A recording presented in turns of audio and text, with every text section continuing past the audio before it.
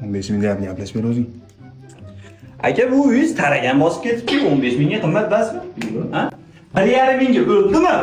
Bundan remonti zo'r uyda 1,5 ming desa qiziqmaymiz. 1800 ga o'ldimi? 2000 dollarga rozi bo'ldi. Menga 100 dollar bonus bersang bo'ladi. Mana uy egasini qo'la. Do'stim, rahmat, umringga baraka top. 10x 15 ming deyapman. Probeg 0. Kraskasi toza. O'zing.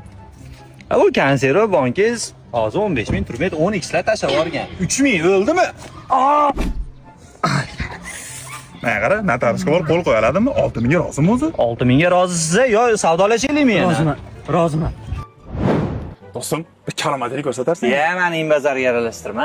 Shu hal qilib berishini. Imbazarga meni aralashtirma. Uy, mashina olib berib, kiyimni hal qilib bera olmaysanmi? Beparosat. Anaqa yur. Mana dvoyka, toza kачественный narsa. 77 ming so'm turibdi. Firminli toza futbolka 88 mingdan turibdi. Qancha tushirasan buni narxini?